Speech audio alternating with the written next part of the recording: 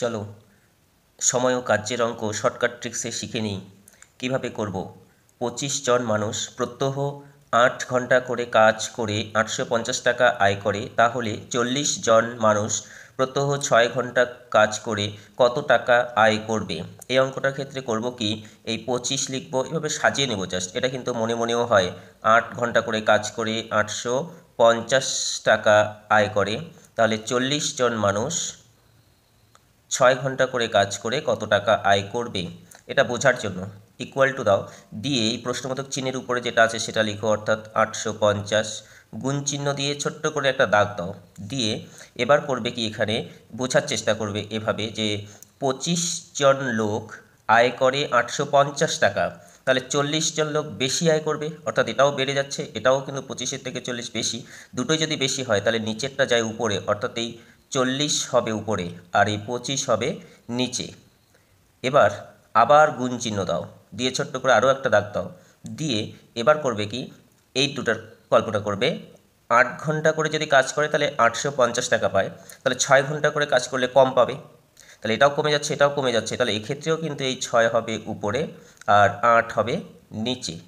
এবার 8 দিয়ে কাটলে 5 40 হবে, 5 দিয়ে কাটলে 5 5 25 হবে, আর এই 5 দিয়ে এটাকে কাটলে 5 5 3 35, 5 7 35, 0 একটা।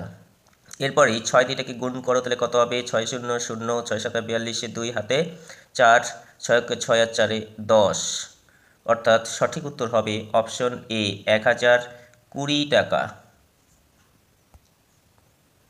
কোনো দুর্গে 1400 জন মানুষের 28 দিনের খাদ্য আছে।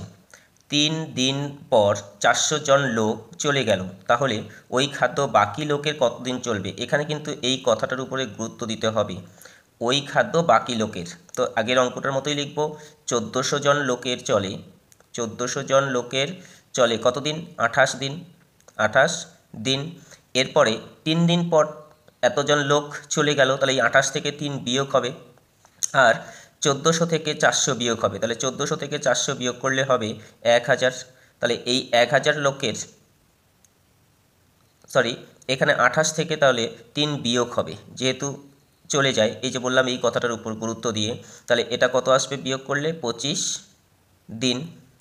এবার 1000 জন লোকের কত দিন চলবে। এবার ইকুয়াল টু দিব, দিয়ে প্রশ্নবোধক চিহ্নের উপরে যে সংখ্যাটা আছে সেটা লিখব, ইনটু চিহ্ন দিয়ে এবার এই 1400 লোকের 25 দিন চলে, তাহলে 1000 লোকের কত দিন চলবে। 1000 লোকের বেশি দিন চলবে, তাহলে এটা বেড়ে যাচ্ছে, এটা কমে যাচ্ছে। যদি এমন হয় একটা কমে যায় আর একটা বেড়ে যায়, তাহলে এই উপরেরটা উপরেই লিখতে হয় 1400, আর নিচেরটা নিচেই লিখতে হয়, অর্থাৎ 1000। তাহলে এখানকার 2 শূন্য এখানকার 2 শূন্য কেটে যাবে। এবার 10কে 5 দিয়ে কাটলে হবে 2, আর 25কে 5 দিয়ে কাটলে 5 5 25, 2কে 2 দিয়ে 14কে কাটলে হবে 7, এবার 5 7 হবে 35, 35। অতএব সঠিক উত্তর হবে অপশন বি, 35 দিন। একটি ছাত্রাবাসে 45 জন ছাত্রের 30 দিনের চাল মজুদ ছিল। 6 দিন পর নতুন আরও 9 জন ছাত্র থাকতে এলে বাকি চালে সবার কত দিন চলবে।